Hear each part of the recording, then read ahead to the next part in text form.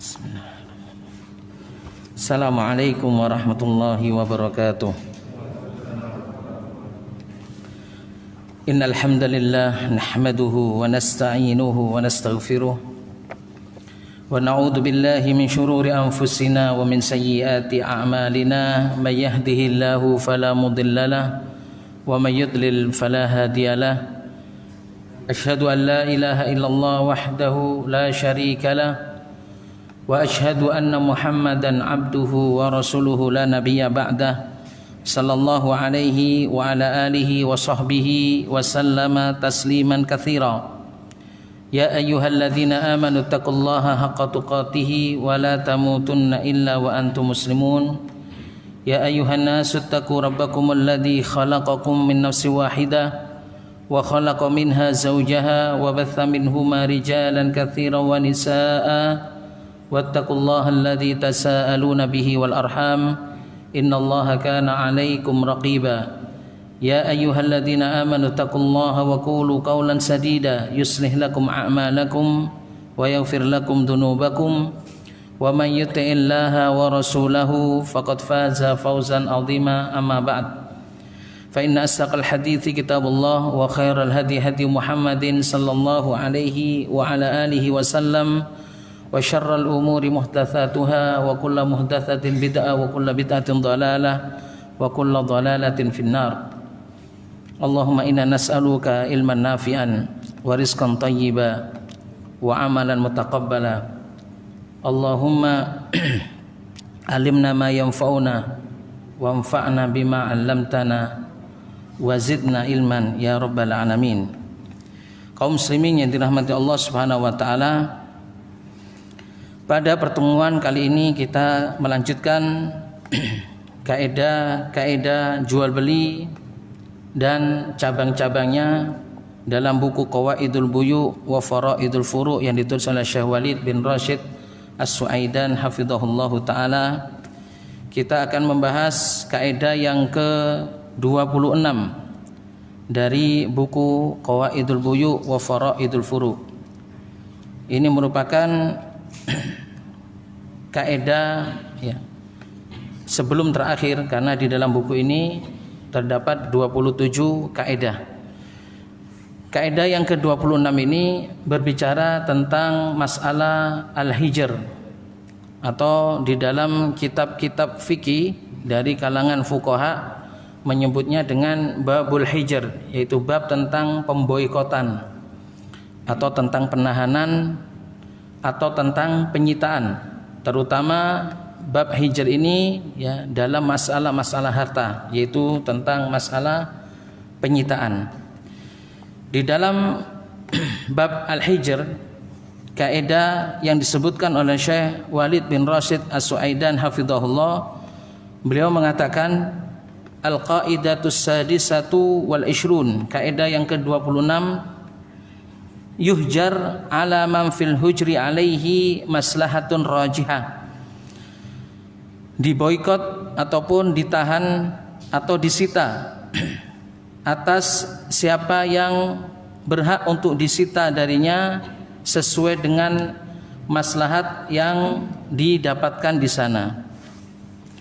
Di sini para jamaah yang dirahmati Allah Subhanahu wa taala, di dalam kaidah ini Syekh Walid menyebutkan tentang bab al-hijr, di mana orang yang patut untuk diboikot atau disita atau ditahan ya, adalah orang-orang yang berhak memang ditahan karena terdapat maslahat di dalam penahanan atau pemboikotan atau penyitaan tersebut, dan maslahatnya adalah maslahat yang lebih kuat. Aqul, kata Syekh Walid hafizahullahu taala, berkata, arrafal ulama al-hijr lughatan bil man'i wat tadyiq. Para ulama menyebut tentang al-hijr secara bahasa adalah al-man'u, yaitu menahan, au at-tadyiq, atau mempersempit. Wa minhu summiyal haram hijran li'annahu yamna sahibahu min irtikabil manhiyat.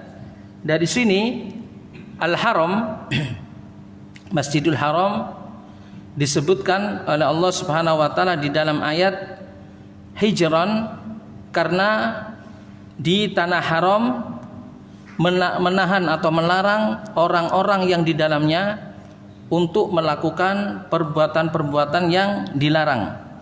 Allah berfirman wa yatawallawna hijram mahjura, dan mereka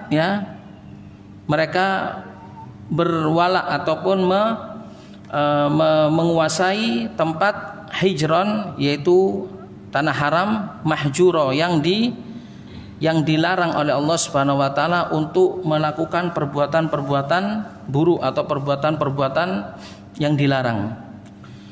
Kemudian dari sini juga akal seseorang disebutkan oleh Allah Subhanahu wa taala di dalam surat Al-Fajr sebagai hajar, ya. Karena orang yang berakal akan terhalangi, ya, apa-apa yang dilakukan oleh dirinya dari perkara-perkara yang membuat dirinya malu. Artinya perkara yang membuat malu itu adalah perkara-perkara yang buruk, ya.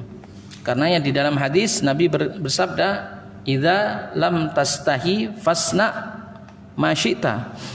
Jika engkau tidak malu, maka berbuatlah sekehendakmu. Maka akal disebutkan di dalam Al-Quran oleh Allah Subhanahu wa taala dengan kalimat hijar, dikarenakan akal ini akan menghalangi seseorang untuk berbuat sesuatu yang memalukan. Berbuat sesuatu yang memalukan. Di dalam surat Al-Fajr Allah berfirman, "Hal fi dzalika qasamun lidzi hijr." Apakah di dalam hal yang demikian itu terdapat sumpah bagi orang-orang yang berakal, lidzi hijr. Wa arrafuhu syar'an, kemudian para ulama mendefinisikan hijr secara istilah, yaitu secara syar'i. Mereka menyebutkan bi annahu man'u insanin minat tasarruf fi malihi.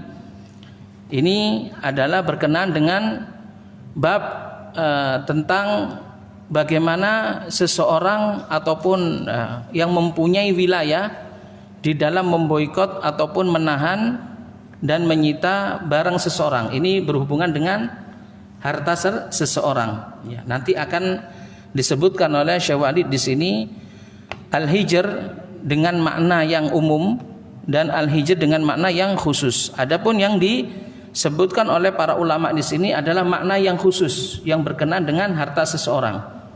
Disebutkan definisinya, ya, di dalam syariat, man'u insanin minat tasarruf, yaitu menghalangi manusia untuk melakukan atau untuk bertindak pada hartanya.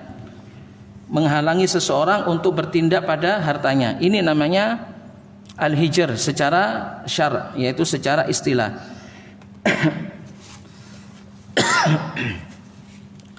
Dan kita ketahui sesuai dengan kaidah yang disebutkan ini bahwa masalah pemboikotan, ya, masalah pemboikotan ataupun penahanan ataupun penyitaan harta seseorang pada asalnya ini tidak boleh. Pada asalnya tidak boleh. Karena seseorang, ya, ya, kita mengetahui bahwa seseorang tidak boleh melakukan kezaliman pada saudaranya atau pada orang lain dalam urusan harta, dalam urusan darah, dan dalam urusan harga diri. Sebagaimana Nabi SAW bersabda, ya, sesungguhnya Allah Subhanahu wa taala, ya, mengharamkan atas kalian darah-darah kalian, ya, harta-harta kalian dan harga diri kalian di hari ini, yaitu di hari di mana Rasulullah SAW wukuf, ya, di tempat ini dan, ya, di negeri ini. Ini menunjukkan bahwa pada asalnya harta seseorang tidak boleh dilakukan atau diberlakukan, ya, dengan semena-mena, kecuali terdapat maslahat rajihah. Nah, di sini ada maslahatnya. Jadi mabna, ya, atau dasar dari masalah al-hijr di sini adalah dilihat dari maslahatnya. Karenanya Syekh Walid menyebutkan di dalam kaidah ini, ya, seseorang akan diboikot hartanya atau akan disita hartanya jika hal itu terdapat maslahat yang lebih kuat. Wa mabda hadzal bab, dan dasar dari bab ini tentunya alal maslahatir rajihah, yaitu di atas maslahat yang kuat, awil khalisah, atau maslahat yang murni. Fa idza kana fil hukmi bil hajri maslahatun khalisatun aw rajihatun fa innahu yuhkam bihi. Jika di dalam menghukumi seseorang untuk diboikot hartanya, ya, untuk disita hartanya, ya, terdapat maslahat yang murni atau maslahat yang lebih kuat, maka hal itu akan dihukumi seperti itu, yaitu diboikot ataupun ditahan hartanya. Wa amma in kana fihi mafsadatun khalisah, adapun jika di dalamnya terdapat kerusakan yang murni atau kerusakan yang lebih besar, maka kita tidak boleh pada asalnya memboikot atau menahan atau menyita barang seseorang. Ini adalah hukum asalnya. Karenanya dilihat dari maslahat yang lebih kuat. Maslahat yang lebih kuat. Intinya bahwa permasalahan al-hijr di sini, ya, dasarnya adalah melihat dari maslahat. Li'anna syari'a ja'at litakriril masalih wa takmiliha wa ta'tilil mafasidi wa taqliliha. Karena syariat ini datang untuk menetapkan maslahat-maslahat dan menyempurnakan maslahat tersebut, serta meniadakan mafsadah atau kerusakan dan mempersempit atau mengecilkan mafsadah. Maka Syekh Walid kemudian menyebutkan al-hijr dengan dua maknanya. Ada makna yang umum, ada makna yang khusus. Ya, wal hijru lahu maknan am wa maknan khos. Hijr mempunyai makna yang umum dan makna yang khusus.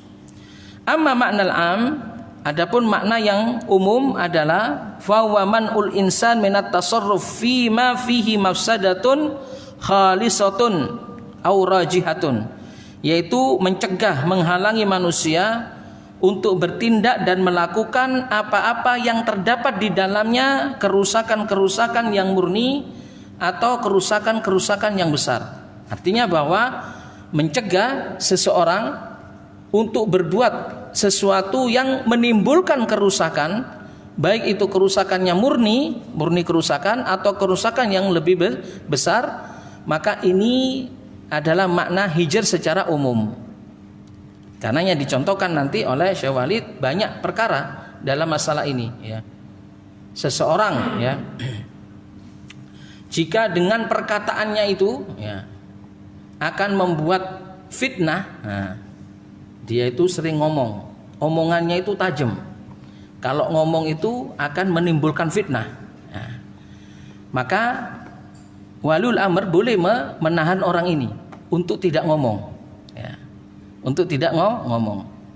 Karenanya di dalam negara kita, alhamdulillah, ada undang-undang yang sudah mengatur masalah itu, ya. Terutama masalah IT, undang-undang masalah IT, ujaran kebencian dan sebagainya, ya. Maka karena ujaran kebencian ini jika dibiarkan, maka akan menimbulkan apa? Menimbulkan pertengkaran, menimbulkan perselisihan. Bahkan tidak sedikit dengan ujaran itu akan menimbulkan pembunuhan. Nah, maka waliul amr, ya, dalam hal ini apa? Dalam hal ini yang mempunyai, ya, wewenang menahan orang-orang yang terbiasa ngomong-ngomong, ya, atau terbiasa mengungkapkan perkataan-perkataan ujaran-ujaran kebencian agar tidak menimbulkan mafsadah yang besar, kerusakan yang besar. Taib. Fayadkhul fi dzalikal hijr 'alal marid maradul maut min talaqi zaujatihi. Maka kata Syekh Walid mencontohkan hijr secara umum adalah masuk di dalamnya, ya, menghalangi orang yang sakit ketika akan mati. Orang yang sakit parah akan mati, ketika itu dia akan mentalak istrinya. Maka syariat di sini, ya, menyatakan jika ada orang yang sakit, ya, orang yang sakit dan sakitnya itu parah, akan meninggal dunia, lalu kemudian tiba-tiba dia mentalak istrinya, maka hukum talak di sini apa? Tidak boleh, tidak jatuh. Ya. Meskipun pada asalnya talak ini adalah hak suami, ketika suami menyatakan talak maka jatuh talak. Namun di sini ada dugaan apa? Ada dugaan bahwa si suami ini ingin menggagalkan harta warisnya agar apa? Si istri ini mendapatkan harta waris, ingin menghalangi harta waris yang diwariskan darinya. Maka ada dugaan-dugaan yang buruk seperti ini, syariat kemudian menghukumi apa? Menghukumi dengan kebalikan maksudnya. Sebagaimana dalam kaidah disebutkan, man ta'ajjala qabla awanihi uqiba birhimanihi. Barang siapa yang melakukan, tergesa-gesa melakukan sesuatu sebelum waktunya, maka dia dihukum dengan tidak mendapatkan sesuatu itu. Seorang pembunuh, katakan, kenapa seorang pembunuh tidak mendapatkan warisan dari, katakan seorang anak membunuh ayahnya, tidak mendapatkan warisan dari ayahnya, dikarenakan ada dugaan ketika dia membunuh maka dia ingin apa? Cepat-cepat mendapatkan warisan bapaknya. Nah, di dalam kaidah ini disebutkan itu. Man ta'ajjala syai'an qabla awanihi uqiba bihirmanihi. Barang siapa yang tergesa-gesa melakukan sesuatu sebelum waktunya, maka dia dihukum dengan tidak mendapatkan apa yang dia harapkan. Nah, seperti ini juga seorang yang sakit ya, akan meninggal dunia, tahu-tahu dia mentalak istrinya. Maka pada dasarnya mentalak istri itu hak suami, jatuh talak. Tapi dalam hal ini dia apa? Dia disikapi dengan kebalikan apa maksudnya, apa yang dimaksud olehnya. Artinya talaknya tidak jatuh, dikarenakan ada dugaan, ada maksud di dalamnya, ingin menggagalkan atau ingin meruntuhkan hak istri dari apa? Dari harta suami atau harta peninggalan suaminya. Di sini Syekh Walid mengatakan, hijru alal marid maradul maut min talaqi zaujatihi li'annahu muttahamun bihirmaniha. Karena seorang suami yang mentalak istrinya ketika dia akan meninggal dunia, dia tertuduh akan menggugurkan haknya istri di dalam warisan suaminya, minal mirath. Fa yu'amal binaqidi qasdihi. Maka syariat Islam menyikapi dengan apa? Dengan kebalikan apa yang dimaksud. Artinya apa? Talaknya tidak jatuh. Artinya jika dia meninggal, istrinya tetap masih mendapatkan bagian warisan darinya. Bal mana aidan minat tabarru bimalihi kullihi wa dzalika li salihil waratha. Bahkan syariat melarang seseorang yang akan meninggal dunia untuk menginfakkan seluruh hartanya. Karena ada dugaan apa? Karena ada dugaan kalau dia menginfakkan seluruh hartanya kepada orang lain, ada dugaan dia ingin menggugurkan haknya pewarisnya. Maka syariat akhirnya apa? Menyikapi kebalikan maksud apa yang dimaksud. Karenanya seseorang tidak boleh berwasiat ataupun bertabarruk, yaitu berinfak dengan seluruh hartanya ketika meninggal dunia, dikarenakan ada dugaan apa? Menggugurkan hartanya akan jatuh kepada ahli warisnya. Sama dengan ya, beginilah syariat menjaga harta seseorang. Sama dengan ketika apa? Ketika seseorang ingin menginfakkan seluruh hartanya padahal dia mempunyai pewaris. Menginfakkan seluruh hartanya. Boleh enggak para jamaah? Tidak boleh, dalam syariat tidak boleh. Rasulullah SAW melarang ketika Abu Dzar ingin menginfakkan seluruh hartanya, tidak boleh. Setengah pun tidak boleh. Yang diperbolehkan paling banyaknya berapa? 1/3. Karenanya Abu Dzar ketika ingin menginfakkan hartanya keseluruhan, maka dia mengatakan kepada Rasulullah, ya Rasulullah, laisa li illa ibnatun li, saya tidak mempunyai siapa-siapa kecuali anak perempuanku ini. Kemudian kata beliau, dan saya ingin akan menginfakkan seluruh hartaku. La, kata Nabi SAW, tidak boleh. Fasyatru, apakah boleh setengahnya Rasulullah? Tidak, kata Rasulullah. La. Fathuluthu, apakah boleh sepertiganya? Kemudian Nabi SAW mengatakan, wa thuluth, ats-thuluthu katsir. Wa in tadar warasatakal aghniya khairun laka min antadarahum alatan yatakaffafunan nas. Kata Nabi SAW, sepertiga saja, itu sepertiga sudah banyak. Engkau meninggalkan pewarismu dalam keadaan mereka berkecukupan, itu lebih baik daripada engkau meninggalkan mereka dalam keadaan kekurangan sehingga mereka nantinya meminta-minta kepada manusia. Karenanya Rasulullah SAW sampai menjaga harta seseorang, ya, agar diberikan kepada siapa yang berhak untuk diberikan. Bahkan dalam masalah, ya, infak. Jadi masalah infak, meskipun infak ini adalah apa? Sesuatu yang mahmud, sesuatu yang terpuji, maka juga diatur di dalam Islam. Tidak kemudian seseorang boleh menginfakkan hartanya seluruhnya kepada orang lain. Naam. Fayadkhul fihi aidan al-hijr 'alal mutatabbib al-jahil lil muhafadzah 'ala arwahin nas. Begitu juga, ya, hijr dengan makna yang umum, masuk di dalamnya adalah, ya, hukumah atau waliul amr memboikot seorang dokter gadungan. Dokter gadungan, tahu dokter gadungan para jamaah? Dokter yang pura-pura dokter tapi dia tidak menguasai ilmu kedokteran. Kenapa diboikot? Lil muhafadzah ala arwahin nas, untuk menjaga, ya, nyawa-nyawa manusia. Ya, dokter gadungan, ya, kemudian apa istilahnya melakukan amaliyah bagi orang yang sakit. Ini akan sangat berbahaya, potensi, ya, kehilangannya nyawa. Kalau sudah salah apa? Salah praktek, malpraktek. Ya. Berapa banyak seperti ini para jamaah? Ya, dokter tidak tahu apa-apa, atau dokternya katakan dokter gandungan, tidak tahu ini dokter lulus atau tidak, ya, tidak tahu, kemudian salah memberikan obat. Nah, obat itu dikonsumsi oleh si pasien yang berakibat apa? Meninggal dunia. Maka jika ada seperti ini, ya, hukumah atau waliul amr wajib untuk memboikot dokter-dokter seperti ini, menahan dokter seperti ini untuk tidak melakukan praktek. Wal hijr 'alal makari al muflis lil muhafadzah 'ala amwalin nas. Begitu juga, ya, menahan seseorang yang akan berhutang. Seseorang yang akan berhutang tapi dia bangkrut.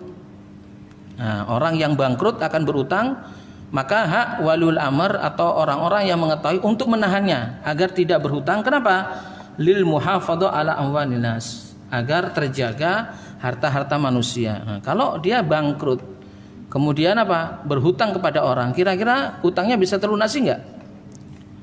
Ya, illa ayyasha Allah, bisa terlunasi, tapi secara kemungkinan terbesar orang yang sudah bangkrut dia tidak akan bisa melunasi hutangnya. Karenanya, ya, waliul amr di sini bisa memandang orang ini bahaya ketika hutang, maka ditahan agar tidak berhutang.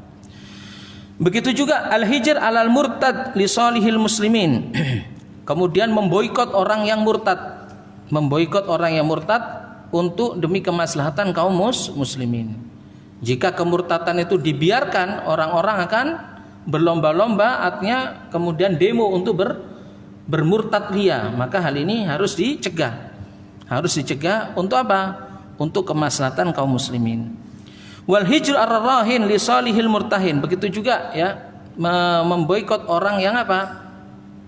Orang yang menggadaikan barang, ya. Hal ini apa? Untuk kemaslahatan penggadaian. Berapa banyak orang menggadaikan barang, kemudian apa? Tiba-tiba, ya, apa yang digadaikan itu tidak ada, ataupun dia menggadaikan sesuatu dengan cara yang tidak syar'i, maka seharusnya, ya, hukumah ketika melihat seperti ini maka menahan penggadaian tersebut. Wal hijru 'alal muta'alim al-jahil li himayati dinin nas minal fatawa allati la khitama laha wa la zimam.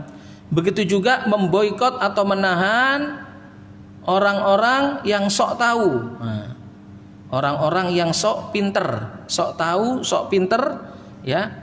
Untuk apa? Agar terjaga, ya, agama manusia, ya. Terutama dalam masalah fatwa-fatwa. Banyak sekarang ini, ya, para jamaah yang dirahmati Allah, orang-orang yang dengan mudahnya memberikan fatwa-fatwa tertentu kepada manusia. Yang mana fatwa ini jelas tanpa ilmu, karena yang memberi fatwa bukan orang yang berilmu, dan ini yang dikhawatirkan Nabi SAW. Ketika nanti di akhir zaman Allah Subhanahu wa taala mengangkat ilmu tersebut dengan apa? Dengan diwafatkannya para ulama. Kata Nabi SAW, ya, di dalam hadisnya, Innallaha, ya, la yakbidul ilma intiza'an yantazi'uhu minal ibad atau min suduril ibad. Sesungguhnya Allah tidak, ya, mencabut ilmu itu sekaligus langsung dari hati-hati hambanya. Walakin yakbiduhu biqabdil ulama. Namun Allah Subhanahu wa taala mencabut ilmu itu dengan mencabut para ulama. Hatta idza lam yubki aliman ittakhadhan nasu ru'usan juhala fa ukhidu wa aftu bi ghairi ilmin fadallu wa adallu. Lantas kemudian kata Nabi SAW, ya, hatta idza lam yubki aliman, jika sudah tidak ada lagi orang yang alim, orang yang berilmu, maka orang-orang akan berlari ke orang-orang yang jahil. Fasu'ilu, lalu orang jahil ini ditanya, fa'aftau bighairi ilmin, lalu mereka berani untuk memberikan fatwa tanpa ilmu. Fadallu wa adallu, dia tersesat dan dia menyesatkan orang. Karenanya ini bahaya para jamaah. Jadi jika ada orang yang, ya, sembrono dengan apa? Dengan mudahnya dia memberikan fatwa kepada orang lain, apalagi ketahuan kalau fatwanya itu seringkali menyelisihi apa? Menyelisihi kaidah-kaidah, menyelisihi dasar-dasar Islam yang umum, maka, ya, dalam hal ini waliul amr berhak untuk mencegah orang ini untuk tidak sembarangan memberikan fatwa. Wa kadzalika yadkhul fihi hijru walil amr ala man yuthirul fitan bil qauli awil fi'li aw ghairu dzalika. Ini yang saya contohkan tadi. Begitu juga masuk di dalamnya adalah pemboikotan yang dilakukan oleh waliul amr bagi orang yang sering menebarkan fitnah. Orang yang sering menebarkan fitnah, baik fitnah dengan ucapannya atau dengan tindakannya. Jadi jika ada potensi-potensi orang, wah ini orang ini kalau berucap ini dia sering membuat fitnah, atau dia kalau bertindak sering membuat fitnah, maka waliul amr berhak untuk memboikot orang ini, untuk mencegah orang ini untuk tidak sembarangan berkata dan tidak sembarangan berbuat yang sekiranya akan menimbulkan fitnah.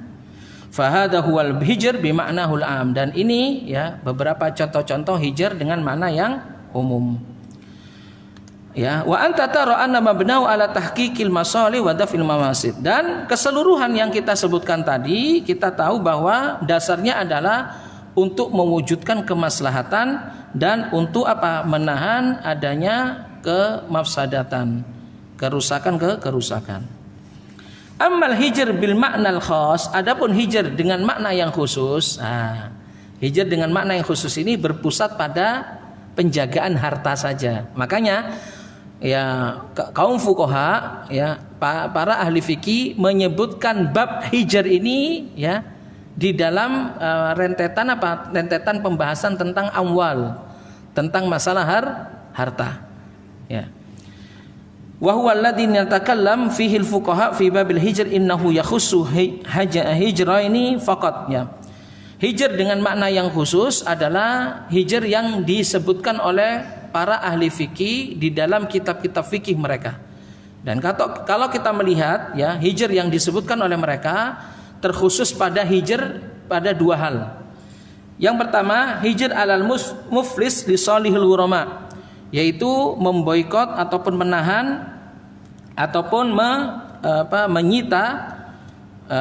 menyita barang-barang atau menyita harta-harta orang yang muflis, orang yang bangkrut ya, demi kemaslahatan orang-orang yang berhutang yang dihutangi oleh dirinya. Jadi orang yang muflis ya, orang yang bangkrut ya, maka hal ini perlu untuk diboikot hartanya agar dia tidak semakin bangkrut. Kenapa? Hal ini dikarenakan orang yang bangkrut biasanya mempunyai hutang. Kalau hal ini dibiarkan, maka dia tidak akan bisa membayar hutang kepada orang yang dihutangi. Artinya orang yang mempunyai piutang kepada darinya. Nah, di sini hijr yang disebutkan oleh para ulama fikih di dalam buku mereka. Ini yang pertama, yaitu hijr kepada atau memboikot atau menahan orang yang bangkrut untuk apa? Untuk bermuamalah dengan hartanya, disebabkan agar apa? Orang-orang yang dihutangi uangnya olehnya dapat apa? Diberikan hak-haknya. Kemudian yang kedua, al-hijr ala shaghir wal majnun was safi li salihi anfusihim, yaitu ya menahan orang-orang yang masih kecil, anak-anak yang masih kecil yang belum cukup umur, al-majnun orang yang gila, as-safi orang yang tidak pandai menggunakan hartanya. Jika mereka semua mempunyai harta, maka hal ini ditahan hartanya dulu. Ya. Untuk kemaslahatan siapa? Untuk kemaslahatan diri mereka sendiri. Seperti anak kecil, ya. Anak kecil katakan yang ditinggal mati oleh orang tuanya, sedangkan dia mendapatkan warisan yang cukup banyak dari orang tuanya. Karena anak kecil ini tidak pandai untuk mengurusi harta, maka harus ada orang yang harus ada orang yang mengurusi hartanya. Harta anak kecil ini, anak yatim ini. Begitu juga orang yang majnun, orang yang gila. Jika orang gila tersebut yang mempunyai harta yang banyak, maka waliul amr atau orang yang yang ditugasi oleh waliul amr untuk apa? Untuk menjaga hartanya, hendaknya menjaga hartanya ya. Supaya apa? Harta tersebut terjaga, dan jika diberikan kepada orang yang majnun, maka harta ini akan rusak. Begitu juga ya kepada orang yang memang tidak pandai mengurusi harta. Ada orang yang tidak pandai mengurusi harta para jamaah. Dia tidak gila dan dia bukan anak kecil, tapi orang ini tidak pandai mengurusi harta. Kalau dia punya uang, wis pokoknya foya-foya, tidak tahu dia kebutuhannya apa, foya-foya. Sampai dia Sampai dia lepas dari kebutuhannya, sampai dia kadang-kadang berhutang dan sebagainya. Nanti insya Allah akan ada pembahasan ini di dalam hadis Mu'adz bin Jabal radhiyallahu ta'ala anhu. Lah orang-orang seperti ini harus dicegah, harus ditahan ya. Supaya apa? Supaya mengamankan hartanya. Tidak sembarang-sembarang dia punya harta lalu dibelanjakan begitu saja, habis ya, kemudian dia tidak punya simpanan, sampai kadang-kadang dia berhutang dan sebagainya. Seperti nanti akan kita bahas di dalam hadis Mu'adz bin Jabal radhiyallahu ta'ala. Wa bimaknan akhar naqul hijul lahdil ghair au hijul lahdin nafsi wa hatta yattadil kalam fi hadzal bab afdal kalam alaihi fi masail fa aqul wa billahi taufik. Kemudian Syawalid mengatakan di dalam pembahasan dua hal ini ya, terkhusus dua hal tentang hijrul muflis ya, memboikot atau menahan orang yang bangkrut dan menahan orang anak-anak kecil dari mempergunakan hartanya karena dikhawatirkan hartanya rusak. Hal ini dibahas terlebih lanjut oleh Syekh Walid di dalam furu, yaitu cabang-cabang dari kaidah ini. Yang pertama, masalah yang pertama, i'lam rahimakallahu ta'ala annal hijr alal muflis wa alas saghir wal majnun was safi ni'matun minallahi ta'ala. Syekh Walid mengatakan, perlu diketahui, semoga engkau dirahmati oleh Allah, bahwa menahan orang yang bangkrut, menahan anak kecil, menahan orang-orang yang gila ataupun orang yang tidak pandai mengurusi hartanya, ini adalah sebuah nikmat dari Allah. Kenapa? Karena mereka ini ya, kalau tidak ditahan maka akan menjadi bencana. Bencana yang paling besar adalah bencana bagi dirinya sendiri, ya. Kemudian hal itu merembet kepada orang lain jika dia mempunyai tanggungan kepada orang lain. Makanya dengan menahan mereka semua ini yang berat untuk ditahan, ini adalah sebuah nikmat dari Allah Subhanahu wa taala. Wa min rahmatihi bi ibadihi wa dzalika anna min maqasidisy syariati wa daruratiha al-ma'rufah hifdzul mal. Dikarenakan ini merupakan nikmat dari Allah dan diantara nikmat rahmat Allah Subhanahu wa taala kepada hambanya bahwa Allah Subhanahu wa taala telah menetapkan maqasidus syariah, telah menetapkan tujuan-tujuan syariat yang agung. Salah satunya adalah apa? Hifdzul mal, menjaga harta. Perlu diketahui para jamaah, dalam Islam ada 5 hal yang patut untuk dijaga. Disebutkan oleh para ulama dengan istilah daruratul khams, yaitu 5 hal yang patut untuk dijaga. Apa saja itu? Hifdzun nafas, menjaga jiwa. Karenanya Islam melarang pembunuhan untuk apa? Mewujudkan menjaga jiwa. Menjaga agama. Karenanya Islam melarang untuk murtad. Orang murtad langsung dibunuh. Dan hak membunuh ini adalah waliul amr. Kenapa? Karena orang yang murtad ini akan merusak agama. Dan Islam sangat menjaga agama. Murtad di sini para jamaah berpindah-pindah agama. Ya.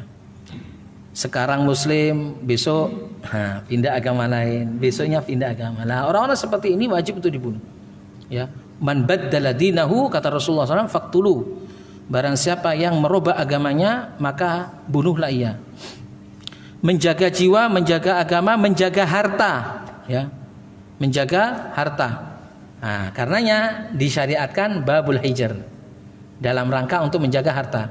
Dalam rangka menjaga harta, ya, dilarang pencurian, perampokan dan sebagainya. Kemudian apa? Selanjutnya hifdzu an-nasl. Hifdzus nasl ini adalah menjaga keturunan. Karenanya Islam, ya, menghalalkan pernikahan dan mengharamkan perzinahan dalam rangka menjaga keturunan. Kemudian yang berikutnya, yang terakhir, hifdzul akal, menjaga akal. Karenanya dalam rangka menjaga akal, Islam, ya, melarang meminum memabuk-mabukan. Artinya karena memabukkan itu akan membuat akal hilang. Dan seseorang ketika kehilangan akal, maka dia akan berbuat apa? Berbuat perbuatan yang dilarang oleh Allah Subhanahu wa taala. Maka 5 hal ini dijaga di dalam Islam. Salah satunya hifdzul mal. Wal hijru minal asya' allati yatahaqqaq biha dzalika biwudu. Maka dengan memboikot atau menahan orang-orang yang tidak pandai untuk mengurusi hartanya, ini akan terjaga harta mereka, terjaga harta orang lain. Wa bayanu dzalika anna faqidal ahliya la yamlikul aqla alladhi bihi yusinu tasarruf fil mal faqad tadhhab amwaluhum suda. Dan dijelaskan oleh Syekh Walid bahwa orang yang tidak ahli, tidak bisa mengurusi hartanya, dia tidak memiliki akal. Artinya tidak bisa menggunakan hartanya tersebut, sehingga nanti jika dibiarkan maka hartanya akan hilang, rusak begitu saja. Ya. Seperti anak kecil, ya. Anak kecil disuruh mengurusi harta, ya tidak bisa, ya. Akan dibuat harta tersebut semena-mena dan akan rusak, akan hilang dengan percuma. Wa takunu haba'an manthura huna wa hunaka fima la ya'udu alaihim naf'uhu fid din wad dunya. Dan bisa jadi harta tersebut yang awalnya bisa digunakan bermanfaat untuk dunianya, untuk agamanya, akan hilang begitu saja. Falau anna syariah ja'alat tasarrufatihim fi amwalihim nafidah lakana dzalika ainud darar wal mafsadah. Seandainya saja syariat memperbolehkan mereka, orang-orang yang tidak pandai mengurusi hartanya tersebut, untuk menggunakan hartanya, lakana dzalika ainud darar wal mafsadah, maka hal itu akan menjadi apa? Menjadi kerusakan dan bahaya. Walakin min rahmatillahi ta'ala bihim an mana'ahu min at-tasarruf fi hadhil amwal ila an tatahaqqaq fihi al-ahliyah. Karenanya ya, di antara rahmat Allah Subhanahu wa taala, Allah Subhanahu wa taala mencegah mereka untuk melakukan ya tindakan terhadap harta-harta mereka sampai benar-benar mewujudkan ya, terwujud bahwa mereka itu pandai dan bisa mengurusi hartanya. Dan banyak orang-orang seperti ini para jemaah. Banyak orang-orang seperti ini. Meskipun orangnya sudah dewasa tapi tidak pandai mengurusi harta. Buktinya apa? Ya, dapat gaji atau dapat pemasukan hilang begitu saja. Untuk apa? Ya enggak tahu ya. Dipergunakan untuk hal-hal yang kadang-kadang sepele ya.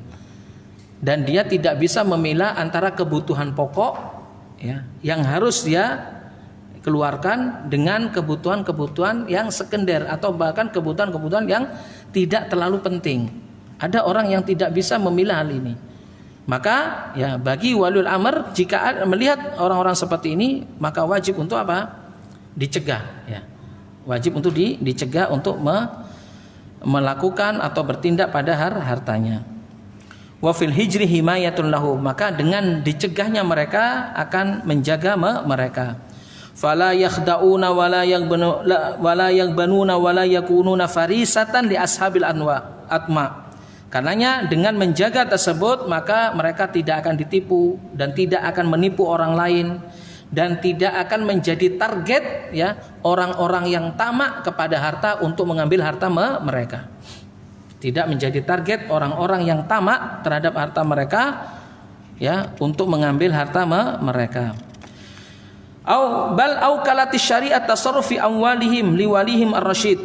Ya, bahkan syariat mengutus ya orang-orang yang bisa ya menjaga harta mereka, mengurusi harta mereka. Karenanya orang-orang yang mengurusi harta-harta seperti hartanya anak-anak yatim, harta orang-orang yang tidak pandai untuk mengurusi harta orang-orang yang majnun, yang gila, atau harta orang-orang yang katakan yang bangkrut ya. Maka hal ini disyariatkan oleh syariat. Hal ini manfaatnya kembali kepada mereka sendiri, kembali kepada ya orang-orang yang lain yang berhubungan dengan mereka dalam hal harta, baik untuk agamanya dan untuk dunianya. Amma binisbah lil hajri alal muflis fali annahu law lam yuhjar alaihi faqad yadhi'u ma baqiya min malihi. Adapun kata Syekh Walid, jika orang yang muflis, orang yang bangkrut ini tidak ditahan hartanya ya, maka apa? akan rusak atau akan hilang seluruh harta-harta yang tersisa darinya, sehingga ia tidak bisa menunaikan kewajibannya kepada orang-orang yang dihutangi oleh dirinya. Makanya orang-orang yang bangkrut ya, punya bisnis kemudian bangkrut, maka dalam hal ini waliul amr wajib untuk menahan harta yang lainnya. Supaya apa? Supaya tidak habis begitu saja, sehingga hak-haknya orang-orang yang dihutangi olehnya akan tertunaikan ya. Nah, ini adalah masalah yang pertama yang disebutkan oleh Syekh Walid hafizahullah taala berkenaan dengan hijru al-muflis ya, orang yang bangkrut ditahan untuk menggunakan hartanya, anak-anak kecil, orang-orang yang majnun, gila, ataupun orang-orang yang memang tidak pandai untuk mengurusi harta. Kemudian para jamaah yang dirahmati Allah Subhanahu wa taala, masalah yang kedua disebutkan oleh Syekh Walid, insyaallah hal ini akan kita bahas pada pertemuan yang akan datang, berkenaan dengan orang-orang yang sering mempunyai tabiat menunda-nunda pembayaran hutang. Nah, orang yang sering menunda-nunda pembayaran hutang padahal dia mampu untuk membayar hutang, orang seperti ini juga wajib untuk ditahan. Wajib untuk diboikot dan wajib untuk hartanya ditahan agar agar hutang-hutangnya kepada orang lain bisa terselesaikan dengan dengan cepat pada waktunya. Insyaallah hal ini atau masalah yang kedua ini akan kita bahas lebih lanjut pada pertemuan yang akan datang. Wallahu taala alam. Tapi para jemaah mungkin ada pertanyaan sebelum kita akhiri pembahasan ini.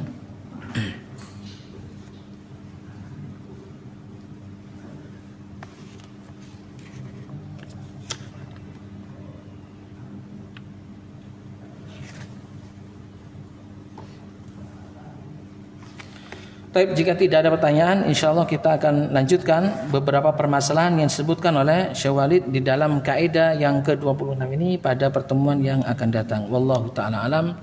Kita akhiri dengan baca kafaratul majlis. Subhanakallahumma wa bihamdika asyhadu an la ilaha illa anta astaghfiruka wa atubu ilaik. Wa sallallahu ala nabiyyina Muhammadin wa ala alihi wa sahbihi ajma'in wa akhiru da'wana alhamdulillahi rabbil alamin.